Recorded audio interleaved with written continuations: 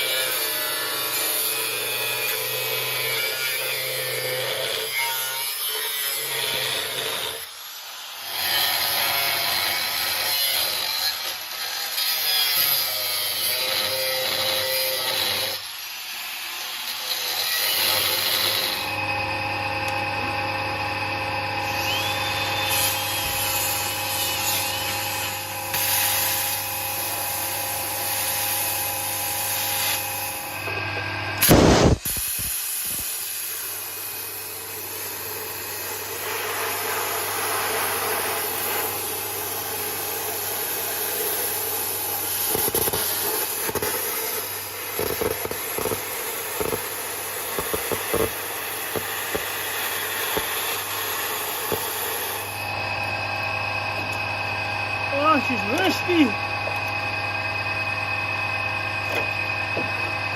Fucking hell.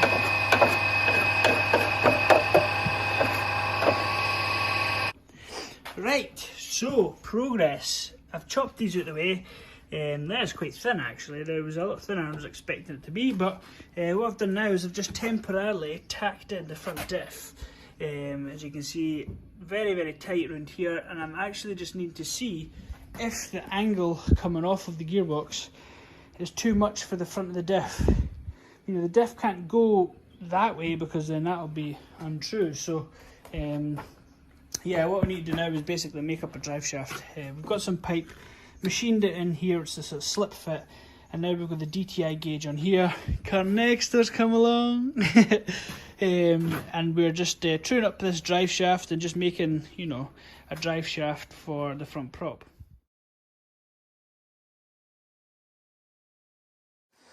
Right, so we're kind of at this stage, right? We've got basically a prop shaft and everything's going to work fine. The diff is in position as far back as it can go. and yeah, happy with the position. But the next issue is the rack. Like, I don't know where the fuck we're going to stick the rack, because the rack here, you know, if it's straight, is way far away from the actual point where it needs to be. And not only that, is, you know, it's also nowhere near tall enough. So it's a major issue. Even with a bump steer corrector, you know, we're talking a good 4 or 5 inches away from being straight. So yeah, what do you guys think? What would you do in this scenario? Because I think from here I'm pretty much stuck. I don't really know how I can solve this. Yeah, I'm kind of stuck. So yeah, so that's the sort of scenario I'm at now. But not sure. I could redo the subframe maybe and bring this pipe forward and then fit the rack behind it, but then I'm not sure about height. Might have to grind off some of the diff, but you know, I'm kind of cautious about the strength. Bit of a tricky one. We have plenty of room, so yeah, the shaft will come through there, and the shaft angle itself, obviously it'll go back, but it's not actually too bad, so I'm pretty happy with the shaft angle on it, compared to what I was thinking it was going to have to be. But yeah, progress. So yeah, the steering rack is definitely going to be a bit of an issue. Obviously the diff can't really move anywhere else. That's kind of where it has to go. So obviously you've got your Ackerman angles and all this to sort out for obviously bump steer for height. I mean, do I really want to weld the knuckles? I mean, people do weld the knuckles for steering all the time and drifting. Would probably be the answer. Well, help anyway. I need to keep the actual length of them small so I can keep the 15 inches up front for the slicks. There's a lot in my mind now, but a lot to think of. I go away offshore again for a few weeks, so give me plenty of time to think of that. So there won't be any progress from there. One of my thoughts was maybe make a water pump pulley smaller. Electric water pump was an idea, but if you look at all the electric water pump kits, they drop the alternator down where the diff is, so that's just not going to work. But anyway, nobody said it was going to be easy. Nobody's done it like this before, so you know, it's just one of them things. So we're just basically going to muck in with it, cut in bits out, weld bits in, you know. That's why nothing's been final welded, because, you know, we're going to come across these issues. And yeah, we're just going to progress with it, and we will find a way. It's going to be 4-wheel drive, it's not got a choice.